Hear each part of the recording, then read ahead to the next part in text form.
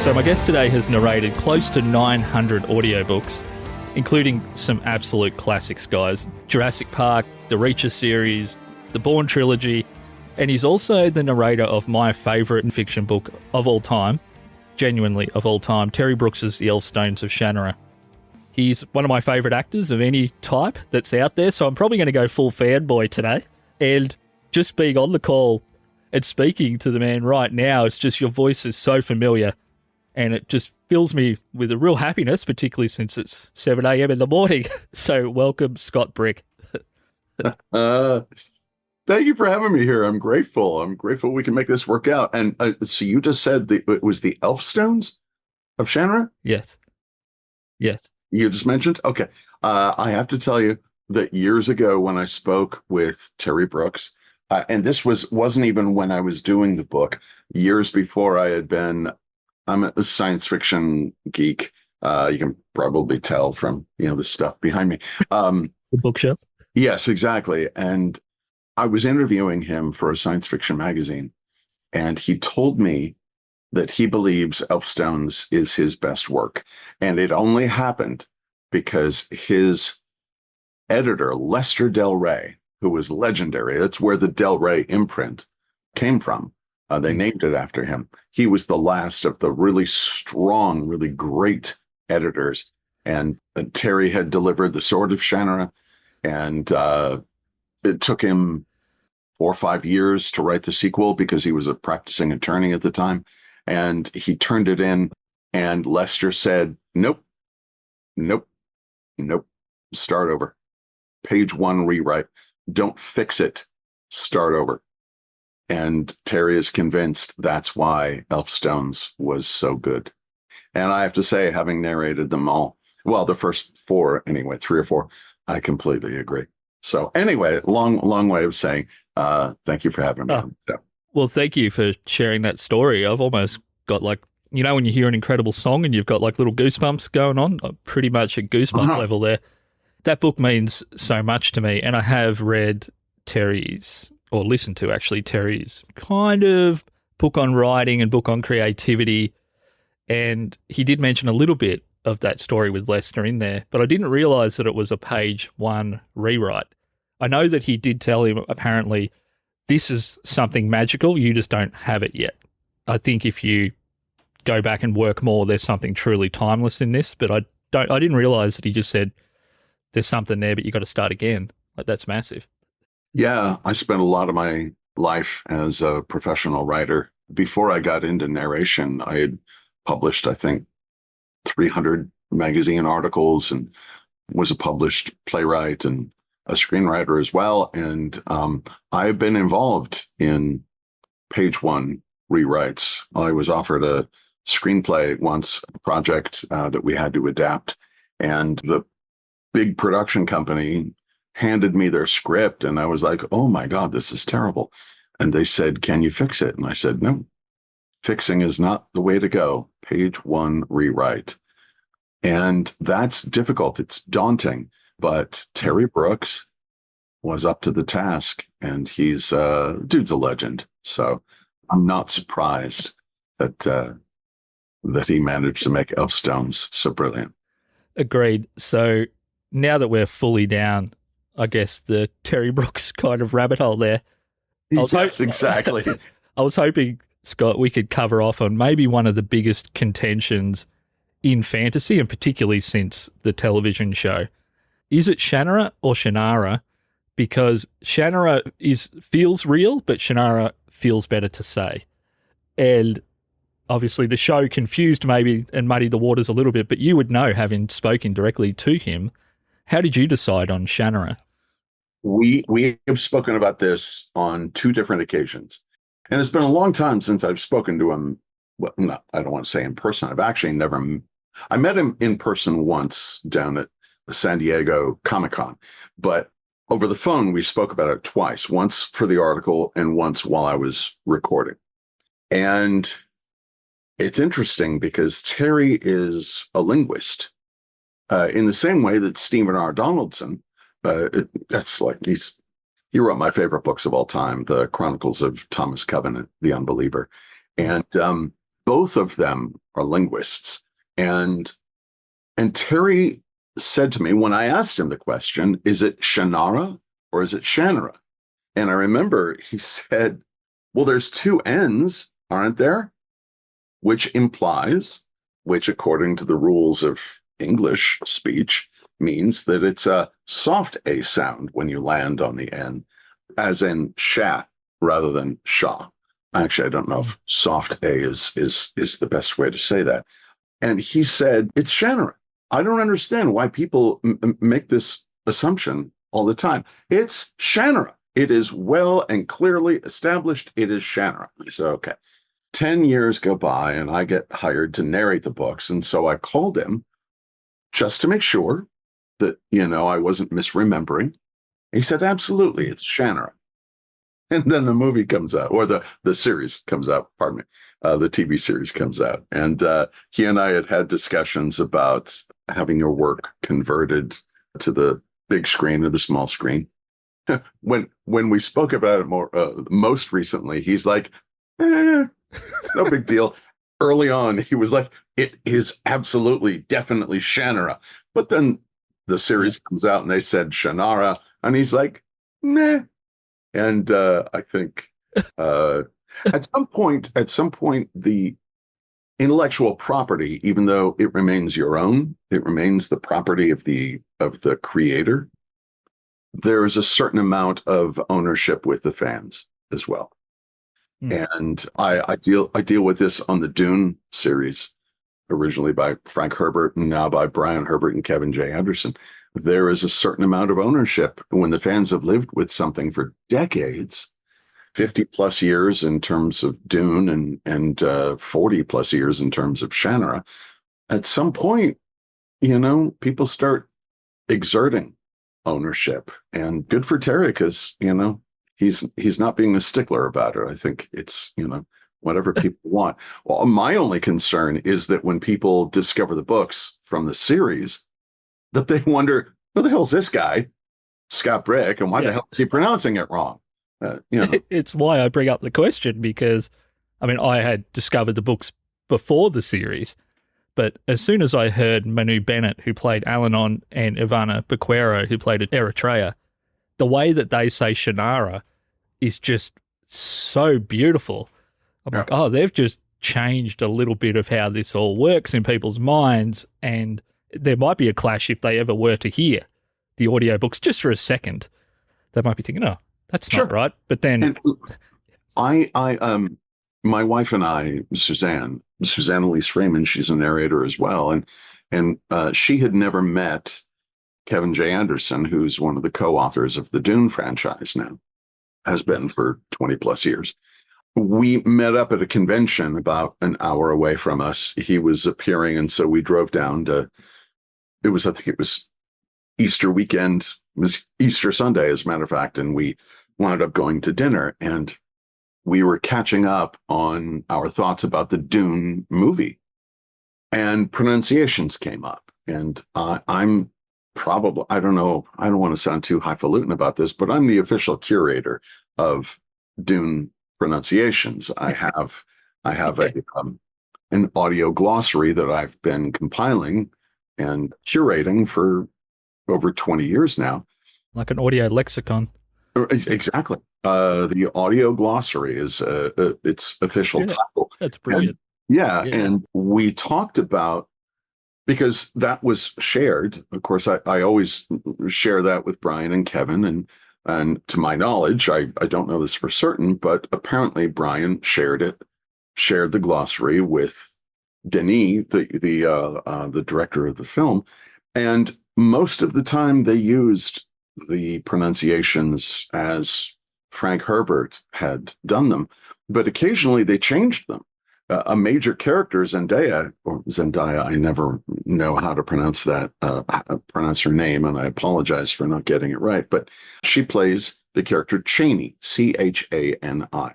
Frank Herbert, you can hear his voice saying Chani, hard A, Chani, Chani. But it's an Arabic culture. And in the Arabic languages, a hard A sound is very rare. And the Fremen are an Arabic culture, and they chose to say Chani. So I mentioned this, and Kevin said, yeah, I have to be honest, whenever Brian and I are talking about that character, we always say Chani.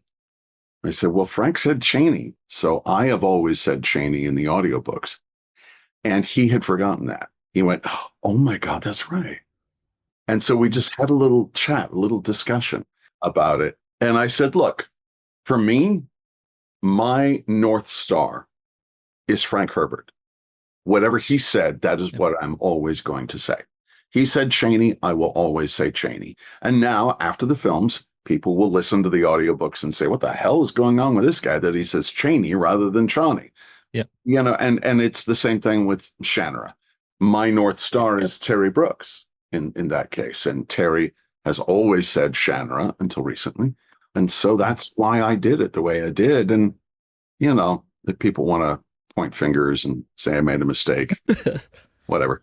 I just love, Scott, that you care so much about that stuff. And obviously it's your work and it's your legacy, and you're dealing with properties that have generational legacy as well, and generations of fans. You have to care.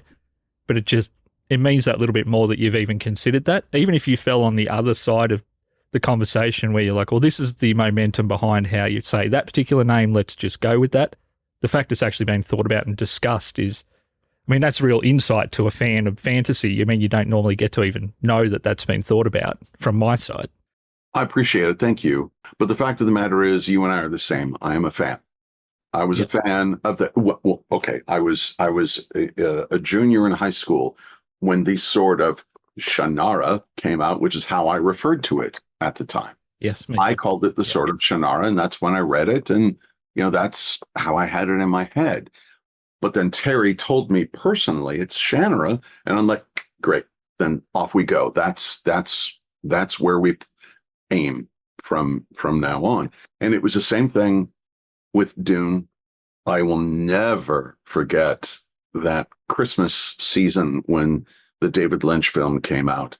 The same Christmas season when the film 2010 came out, and they were both spectacular failures, but legendary films. And in the film, they said the Baron, the Atreides enemy, was House Harkonnen, as they said in that film. And so, of course, I took my cue from that because I had never heard it spoken aloud. But then years go by and I hear the recordings that you can find on YouTube.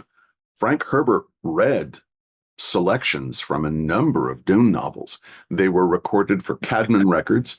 And if anybody wants to do a Google, a YouTube. I'll link them up in the show notes. Yeah. Cadman is spelled Caedmon. And there were things from the original Dune, I want to say from Children of Dune. I'm pretty sure he did things as late as God Emperor of Dune. And again, these were chapters, you know, selections of not the entire novels, but you can hear him say these names aloud. And Frank always said Harkonnen rather than Harkonnen. And he shared his pronunciations with David Lynch. He was the technical advisor on that first film. And for whatever reason, David, whom I have immense respect for, not just for Dune, but for Twin Peaks, dear God, huge fan, but they ignored what he wanted. I can't ignore what the other wants. So to me, again, that will always be my North Star. I guess there's just a pull, particularly in fantasy, to maybe say things, particularly in your own mind, with the most high concept interpretation all the time. And Harkonnen has just something that just in and of itself sounds, you know, quote unquote, more fantasy. It sounds more aggressive. It does. It sounds like they're a warrior race or something. The Harkonnens are a warrior species, right? Yeah. But Frank was making a point in his original novel that planets were populated. They were populated by individual countries from Earth, right? One planet might have been populated by the Soviet Union. or the Russians, what have you. Another might have been populated by America.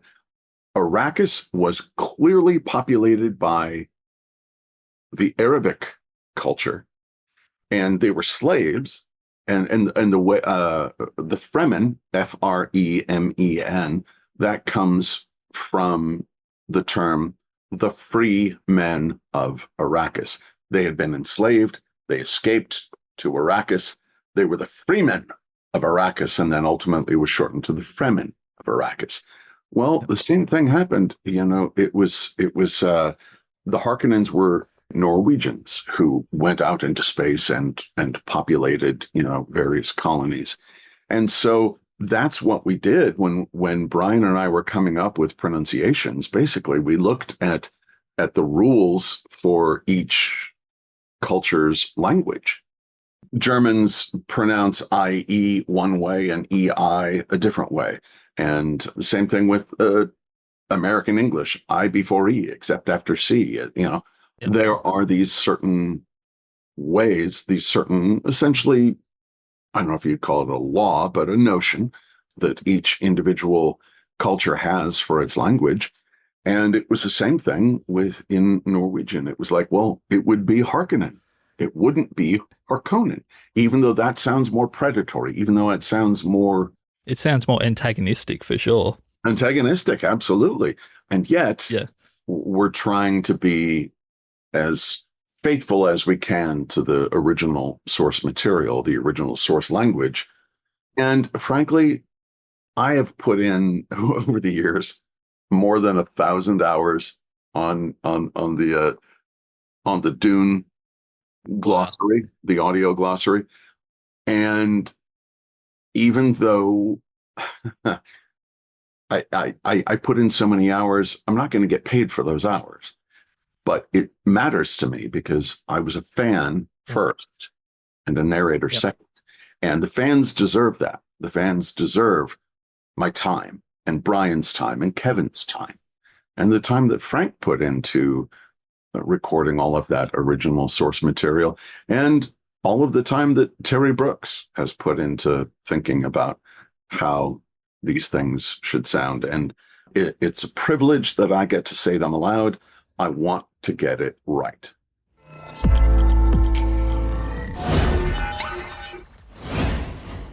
I just wanted to talk about, you've narrated all of these fantastic books and your body of work is varied and vast. So I've only heard a percentage of what you've narrated over the years.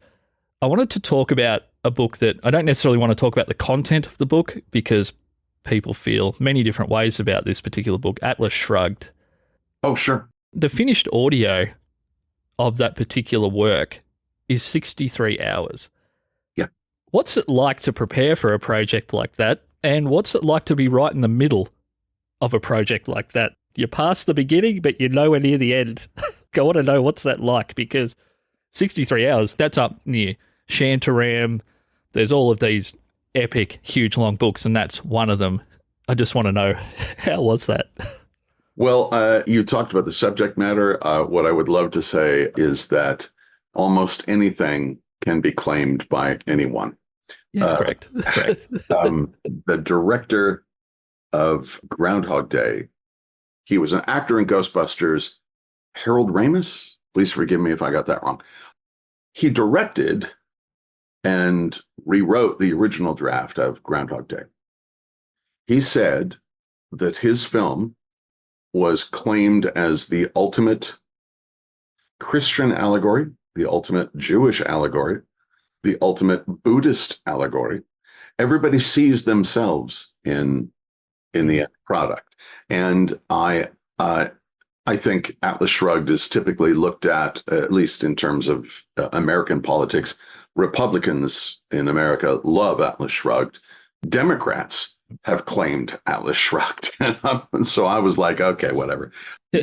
My mom is as Democrat as the day is long, and it's her favorite book. So, okay, whatever. I got hired, and here's the crazy thing. I had just started licensing audio projects the Chronicles of Thomas Covenant. I bought the audio rights to those books by Stephen R. Donaldson, and I recorded them myself and put them up for sale, distributed them. We go through Blackstone Audio for distribution. And my girlfriend at the time, her name was Wendy, name is Wendy, and she said, you know, you should go after Atlas Shrugged. It's my favorite book. And I was like, honey, come on. They're not going to give me Atlas Shrugged. That would have been bought up years ago. Nobody is going to trust some upstart like me with Atlas Shrugged. Nobody's going to ask me to record Atlas Shrugged. It must have been done years ago. The next morning, I got an email saying, do you want to record Atlas Shrugged? And so immediately I was like, ooh, it's the power of suggestion. Honey, nobody's going to ever offer me $1 million tax-free. Right. It's like, how'd that one work out? yeah. Well, not as well as Atlas Shrugged did, but no. So I'm working on the book, and it's, as you said, 63 hours, essentially 3 20-hour chunks. And it's the book is separated into 3 parts. I finished part 1 as 400 pages into the book. I'm 19 finished hours into the project. And I sent her off to the publisher. And I said, you probably don't want me to wait until I'm done to send this off to you. I mean, you can start editing this. And hopefully by the time you're done editing this, I can get part 2 done. I get an email from the publisher saying, hey, how far have you gotten? Please don't continue if you're still working. And I was like, what? I haven't gotten any further. Here you go. And they said, yeah, hit the pause button. Don't keep going.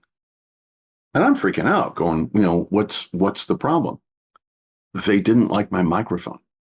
I had just installed my home studio. And this is one of the first books that I did in it. But I had done 2 books previously for that same publisher in the weeks previous. And I said, I don't get it. You don't like my microphone. I use that microphone all the time in other studios. And they said, yeah, but those studios are bigger. Your home studio is small.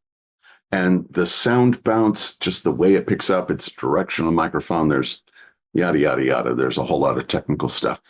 But they're like, it doesn't sound as good in a small space that's essentially the size of a closet versus a place that's 20 feet wide. And I said, but I just delivered 2 books to you last week. And those were fine. And their response, I'll never forget it. They said, yeah, sure. But what sounded okay on the Vampire Detective series isn't going to be good enough for Ayn Rand. Right. And they bought me a new microphone. They sent out a professional, Bob Dion, God rest his soul. He since passed away, died from ALS. He came out, he tuned up my studio, he put in the new mic, he set it, all the settings to my voice. They paid me for the 19 hours that I had already done. And they said, start over. Again, page 1 rewrite. So that 63-hour book, 63 finished hours, that was 82 finished hours on my end. Just for context, Scott, for people who obviously really can't conceptualize what goes into a finished hour, how much performance time would a finished hour generally have taken you at that point in your career? And obviously that can depend on the complexity of the language and the sentence structure, but if you were just to approximate for each finished hour of Atlas Shrugged, how much recording were you doing? It's usually a 2-to-1 ratio. It takes you 2 hours to do 1 completed hour, 2 studio hours to do 1 finished hour, because there's a lot of mistakes that you make, stumbles, what have you. So 63 hours or 82, as it was in my case, that was 160 hours in my booth. So, 40 hours a week.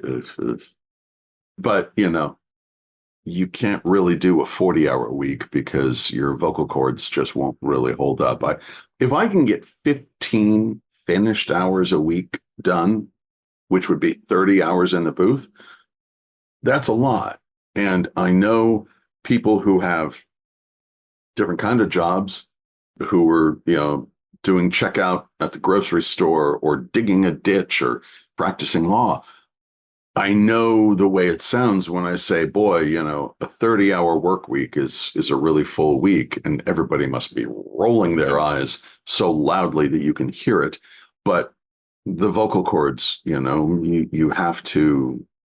have to take them into consideration. And when you're really tired doing any of those other jobs, any other kind of jobs, you may be really, really tired, but you can push through. But you can't if you're talking for a living, because people can hear it when you're ragged.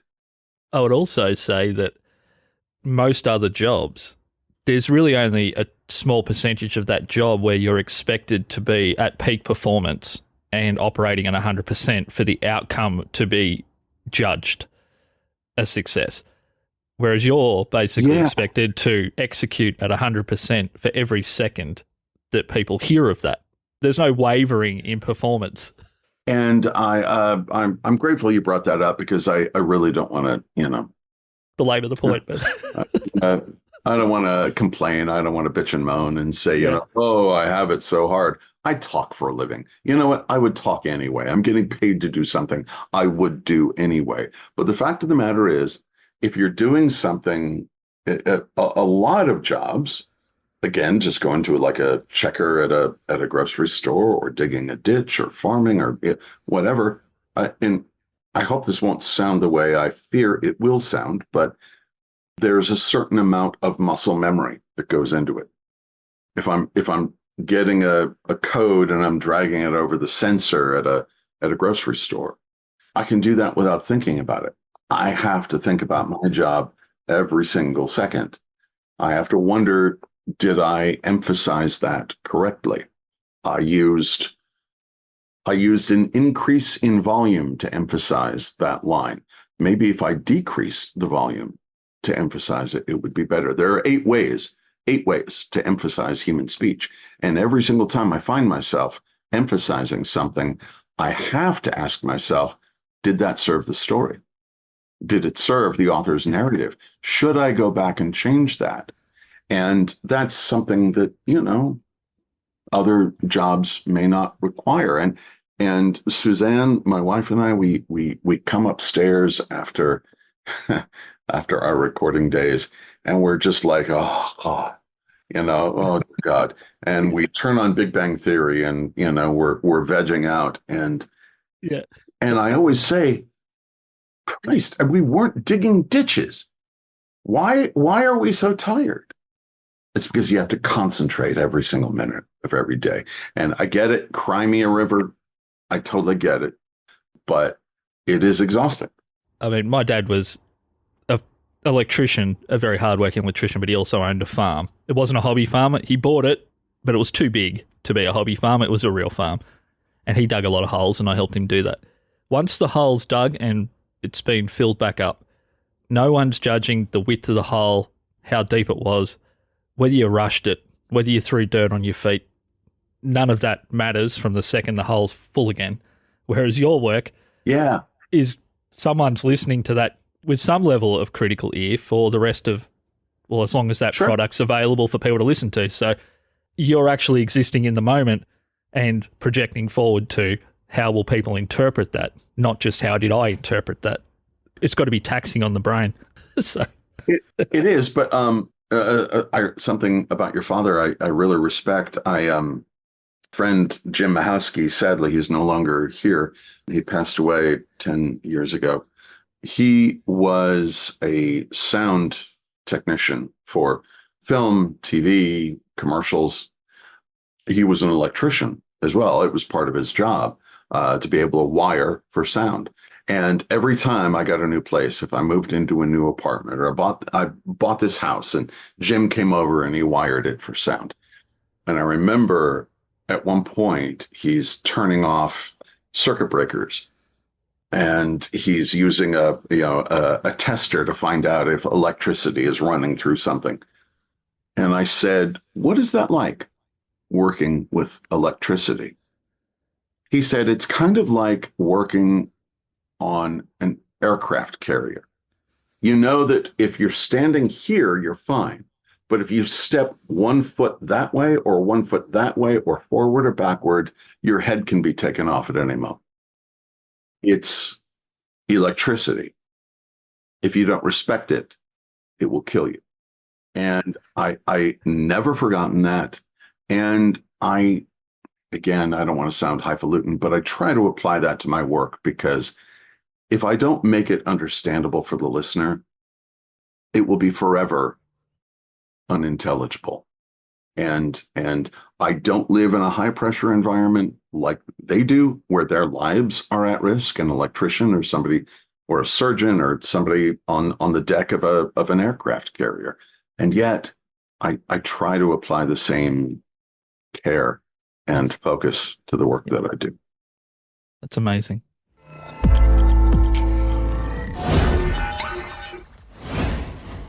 There's a particular scene in Elstones, and obviously I don't expect you to recollect this particular scene, but it's when Will Ohmsford first meets Eritrea, and it turned out that Eritrea's character was elevated in the television show, and Ivana Baquero ties a lot of the level of performance in that show together in terms of she is just an exceptional actress and took that character in a lot of places. But in the book, the amount of time in the text that's allocated to Eritrea is not massive, but the impact on the story is massive. Yeah. And you elevated their, in my opinion, their interaction into a really special moment in the book. Do you know when you're in the booth that you've done something special? You've taken the text and you've lifted it off the page, so to speak? Or is that too esoteric a question? No, it's not esoteric, but it's very kind, because look, I don't write them, I read them. I am a writer. Yes. And yet I don't want to take too much credit. But the fact of the matter is, every now and again, I think, yeah, that was right. And sometimes I'm imitating others. I'm standing on the shoulders of giants. When I did Jurassic Park, there's the character Hammond. Hammond is the name of the character who came up with the technology of cloning dinosaurs and inventing Jurassic Park. And in the film, he's presented as this kindly, gentle grandfather. Yeah. You're right, exactly. And he's, Attenborough, this lovely, buttery English accent. Yes. And yet, in the book, he is anything but. He is not kind. He is rapacious. He is a predator himself. And I think that's why Crichton did what he did, because in many ways, Hammond mirrors the dinosaurs that he has resurrected. And he doesn't like his grandkids.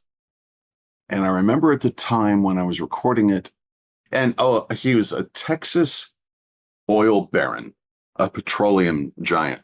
That's how he made the money to create Jurassic Park in the book. And all I could think about was the character from Chinatown, the bad guy in Chinatown. And I remember the Jack Nicholson's character was Jake Giddies, and yet he insistently refers to him as Mr. Gids. He's being intentionally disrespectful, and just the way he would say that, Mr. Gids, it sounded intentional, the way that he would pronounce that name. And I did that. He had a very intentional way of speaking, and I used that as that character in Jurassic Park. And I remember thinking, I'm going to get called out. I'm going to get called out. John Huston. I can't believe it took me that long. I have visited. I swear to God, I have laid flowers at his grave. He's in Hollywood Forever Cemetery, not far from where I live. It's embarrassing that it took me that long to come up with the name John Huston. But I based the character of Hammond off of John Huston. because it seemed right. It seemed mean and very intentional. And so, basically, it's an instinct thing. And sometimes just casting something in your head will give you the sound that you need. You're not doing an impression. I'll never sound like John Huston, but there is a rhythm, a cadence to a performance. It'd be like if you're in your head, if you've got Joe Pesci, it would be like, okay, okay, okay, okay, okay, okay, okay, okay, okay. That kind of thing, that kind of frenetic, almost staccato burst kind of thing. Years ago, I'm doing the Chronicles of Thomas Covenant, and there is a race in that series that they speak telepathically rather than out loud. But when they have to speak out loud to other races who cannot hear you mentally, they come off as monotone. And I'm like, I can't. These are major characters. I cannot, in an audiobook, do a character in a monotone. Really. If Yeah. I'm going to do the whole thing like this, it's going to fatigue the listener's ear. So what I Yeah. thought was, they come off as sounding like they have no emotion, even though they are the Haruchai. They are creatures of intense emotion, but they can't demonstrate it vocally. I'm like, oh, well, Yeah. don't they sound like? In my mind, I'm like, that's what a Vulcan would sound like from Star Trek. Mm. And I will never be able to sound like Leonard Nimoy. And yet, my vocal quality doesn't match his. And yet, my cadence, you are my superior officer. You are also my friend. I have been and always shall be yours. I can do that all day, every day. And Yeah. Well, it, it, it would suit the character, which is what I did. And only once, in only one review I've ever read, somebody said, wow, he sounds pretty Vulcan there. You want to do something that leads you in the right direction. The guy from Silence of the Lambs, the John Huston in Jurassic Park, or Leonard Nimoy in the Chronicles of Thomas Covenant. You take a hint, you imitate the rhythm, the cadence, and you try not to get caught. Do enough, but don't get caught. well, thank you. That's just brilliant. And I did mention, Scott, that we are going to finish up with just a couple of community questions. So, just to my listeners, now, if you do want to ever ask questions, just keep an eye on my socials because I'll give tidbits away as to who I'm speaking to, just in case it doesn't happen on time. But these are a few that did come in.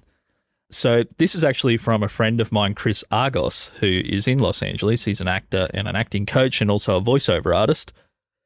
He wants to know, has Scott had to add or change any of his routines or treatments or the tools that he used? Chris mentioned a nebulizer.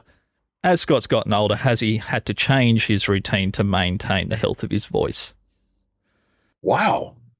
I'm grateful for your friend. Please thank him for me. Yeah, I do a lot of maintenance on my voice. And I learned that early on. I when we are recording this, and I'm looking at the calendar here, today it is June 5th. On June 10th of this year, 2024, it will be my 25th anniversary in the industry. I recorded my very first audiobook on June 10th, 1999. And if you listen to what I recorded that day versus what I recorded today, it sounds very different. Voices change. Yeah. Typically, they get deeper. Patrick Stewart doesn't sound the same today in Picard as he did in Next Generation. Dude's getting close to 90 years old, His voice is more reedy than deep and supported. It happens. And so I realized that early on, and I started trying to pay attention. To answer your question, your friend's question, I drink so much damn water. It's crazy. The only thing that will, I've become kind of the unofficial hydration guru of the audiobook industry.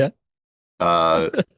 A friend of mine, literally my friend Johnny, he was like, somebody asked him one time, hey, is there anything I can do for vocal health other than drink as much water as Scott Brick wants me to drink? You know, it's not comfortable. As my father always said, God rest his soul, he always said, "Boy, you added a lot of vitamin P to your diet."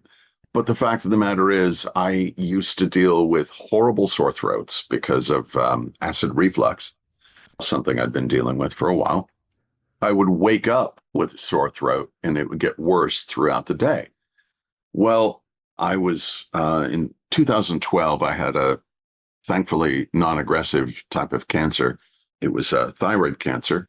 And one thing that my doctor thankfully advised was drink a shit ton of water because water flushes toxins out of the body. It is the body's one natural way of getting rid of whatever is wrong with you.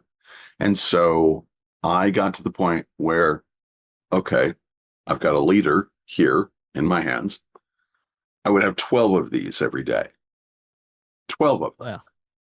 And I noticed that when I started doing that for my medical condition, my sore throats gone, went away, like turning off a light switch. So I've taken that into consideration. People will come to me. I'll be in a studio out at Penguin Random House, and I've had people come to me and they'll say, "Hey, Scott," and at this point it's like 4:30, 5 o'clock, and I'm getting ready to leave. I'm in the lunchroom, and I'm just like dropping off my stuff, in recycling or grabbing water from the fridge on my way out. And they're like, "Hey, Scott, I'm going to be here for another couple of hours. We have to finish the book tonight. And my voice is really ragged. What can I do to rehydrate?" And I say, "Oh, start the day over and drink 2 more liters of water before you began." Because it takes 4 hours to rehydrate. Yeah. 4 hours. I'm like, "You're already ragged? It's diminishing returns from this point on, pal. Sorry, hate to tell you that. It is what it is." So I pay a lot of attention to my voice and what I can and cannot do. There are corrections that we have to do. I just finished a book, novella that H.P. Lovecraft did. It's called In the Mountains of Madness, and it was for audible.com. And they're doing the Essential Lovecraft. It is a 1,300-page compendium of all of Lovecraft's greatest works. And they gave me his most famous, which I'm really grateful for. So I'm recording this seminal work in horror literature. And they just literally, as I was coming upstairs here to do this interview, they said, "Hey, we have 24 fixes that you need to do." It happens every time. You mispronounced this word. You said these words out of order, whatever. You said killing spree instead of shopping spree, whatever it is. And I will not do those first thing in the morning, because first thing in the morning, my voice is really ragged. It hasn't warmed up yet. I will only do pickups at the end of the day. End of the day. And people will be like, publishers will say to me, they're like, "We need it right now." And I'm like, it will not match. If I sound the way I sound right now, and you try to plug into a recording that I made at the end of the day a month ago, it's going to be end of the day sound, beginning of the day sound, end of the day sound. It will not match. Yes. So I'm conscious of those kinds of things. I make those kinds of adjustments. Again, very long. I know as a rabid audiobook listener myself, nothing pulls me down from the level of performance down to, oh, this is just a recording, more than a really poor pickup. Yeah. It's just like, surely that could have been matched a little bit better. Yeah. It can take you out of the story. You're like, oh, this is just a recording of a thing, not a performance in and of itself, if you're not paying attention to that stuff. The really good publishers and producers, what they will do is, if you make a mistake, they will send you a vocal reference, which is the way you recorded it originally. And anything can affect that. what you're trying to do is, best case scenario, you listen to the vocal reference, then you go to the mic and you try to emulate the speed at which you recorded the original, the intensity, the emotional intensity with which you recorded the original, the volume that you had on the original. And if you mess up any of those, it can really alter things. It will really take the listener out of the experience. And for me, there's also the fact that sometimes it was a different microphone or you're in a different studio. You know, I recorded a book years ago. It was a Philip K. Dick book. And I was down in San Diego, which is about 3 hours from here. And I won't mention which one it was. It was a Philip K. Dick book. I've done a number of them over the years. And I recorded that book on my way back from the San Diego Comic-Con to Los Angeles. I stopped off. I recorded this book for a couple of days. And then I went back to LA. And they said, yeah, we have pickups. We need you to go back to the studio and pick them up. And I was like, and I hadn't thought about this ahead of time. I don't know what I was thinking, but I really should have thought about it ahead of time. And I said, you want me to drive 2.5 hours one way, 5 hours round trip to do 5 lines of dialogue? Really? Yeah, my answer is no. Because I lose a day of work. I'm an independent contractor. And I was like, I can't do that. But what I can do is go to my own studio downstairs and do those 5 lines of dialogue and send them to you and trust that your post-production team will be able to process the sound to make my studio sound like your studio. And I know this is very esoteric, and most people who don't work in audio.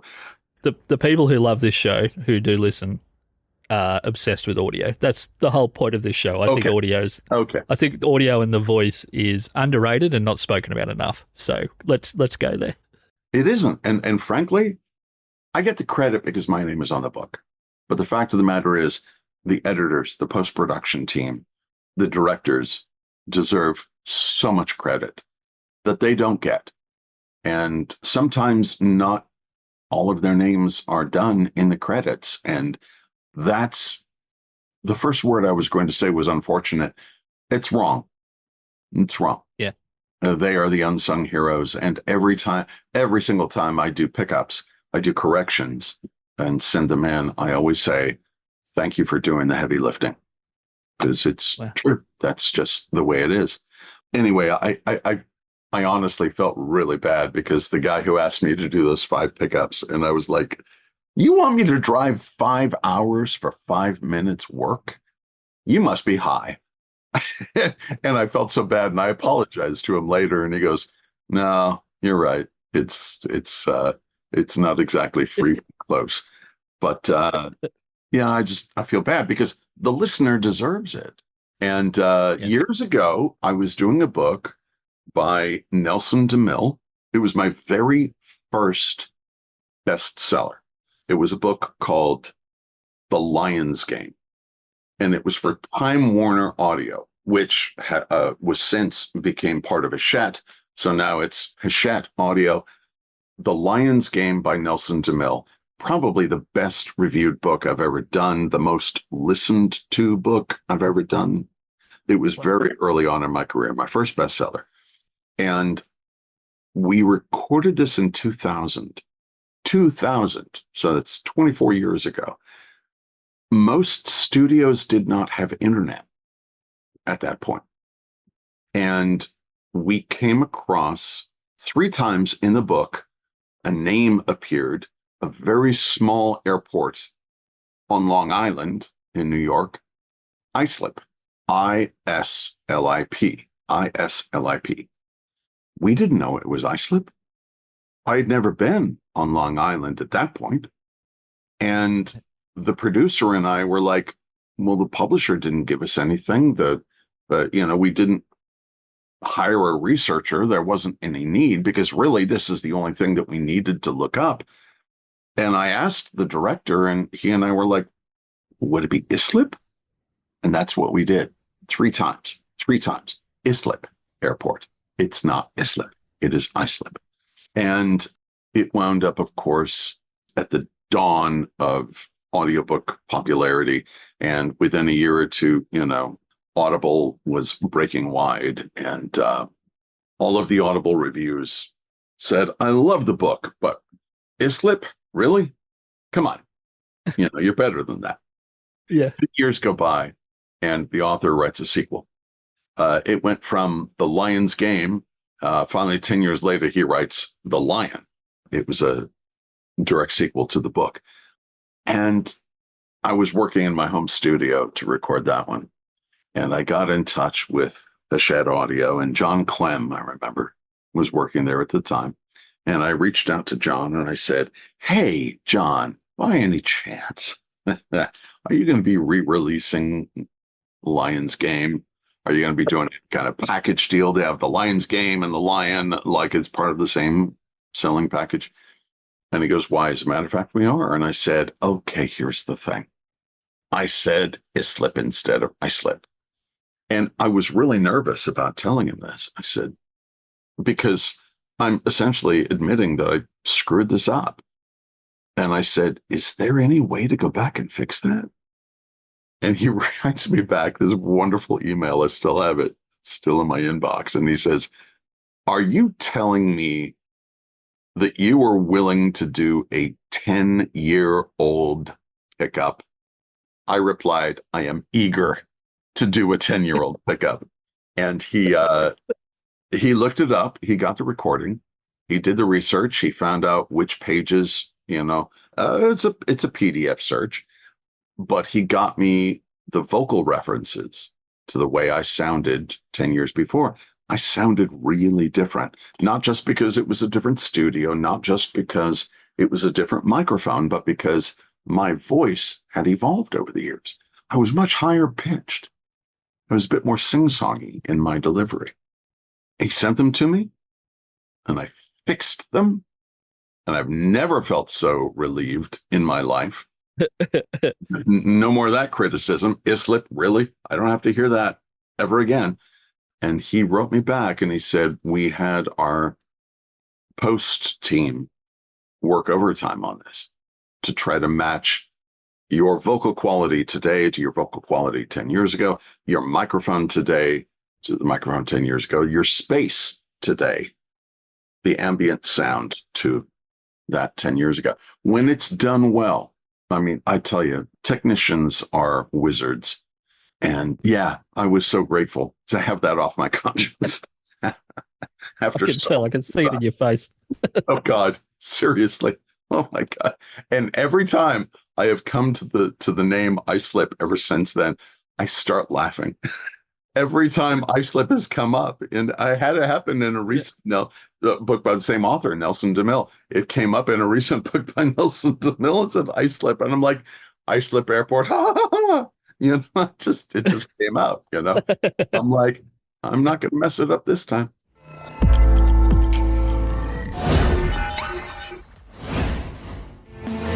Is there any particular book out there? It may or may not have an incredible performance already, just let's imagine it does. But is there any particular book out there that you wish you could have had a go at narrating? Boy, that's hard. Yes, of course. There are. I've got so many favorites out there that I wish I had been able to narrate them. But there are books that I never thought I would be able to narrate. I never thought I would be able to narrate Jurassic Park or The Hunt for Red October. And yet, at one point, each of their publishers said, we need to replace the original recording of this. And quite often it's just because the original recording, the masters, the reel-to-reel masters that were done 30 years ago, they've degraded and they can't be fixed. And so I've gotten to do books that I never thought I would have the chance to narrate. I would say any book by Stephen King. I think I've only in my career done two short stories of his. He is my literary hero.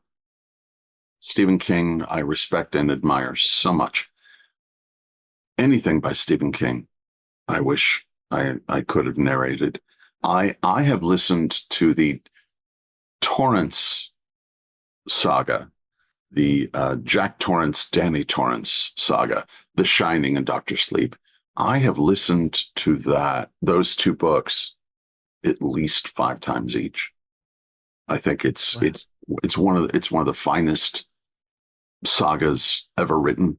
And my wife, she hates horror. She can't abide it. And I tell her all the time, I said, these books are not horror. They are tragedy. The tragedy of a fractured relationship between a parent and their child because of alcohol. And King handled it so marvelously. He was so responsible in the way that he wrote them. When he wrote The Shining, he was a functioning alcoholic. He wrote a book about a functional alcoholic. Then 30 years of sobriety go by, and people kept asking, what happened to Danny Torrance? And he wrote a book about what it's like to be the son of an alcoholic who sadly became one himself. But he wrote that book from the perspective of sobriety, of struggling to maintain sobriety. And I thought, that is so Mm. fucking responsible. Forgive me, I'm sorry. That's fun. Yeah. I just I admire Stephen King so very much. So of course I would love to do that. But to be honest, when I think about re-recording things, the context in which I think about it is re-recording things that I've done. Yeah. But I don't think about it from the context of, oh, I would love to redo it so I wouldn't screw it up again, or I could redo it to make it better. I think about it in the context of, I would love to have that experience again. I think Oh, this about is Blade Runner, which was originally published as Do Androids Dream of Electric Sheep? I think about Somewhere in Time, which was originally published, of course, by Richard Matheson. It was originally published as Bid Time Return. Oh, Call Back Yesterday. Bid Time Return, which I want to say was from Richard II by Shakespeare. I think about The Storied Life of A.J. Fikry by Gabrielle Zevin. And I could have done that book in 2.5 days. I did it in 5 because I didn't want it to be over. There are things I just would love to experience again. Hunt for Red October, Jurassic Park, so many books that I just wish I could have the joy of speaking those words aloud again.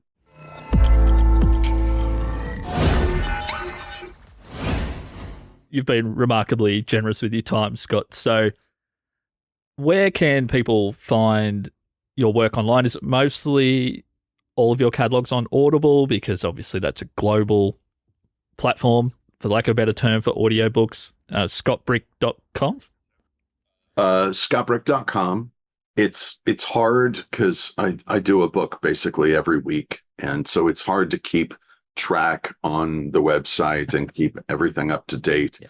But for the majority of the work that I've done, it's listed on my website, and you can click on it and go to the appropriate places that sell it, distribute it.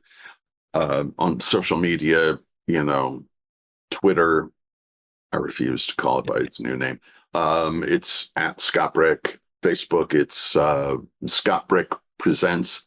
On Instagram, I think it's The Real Scott Brick, something like that. Somebody had parked the name.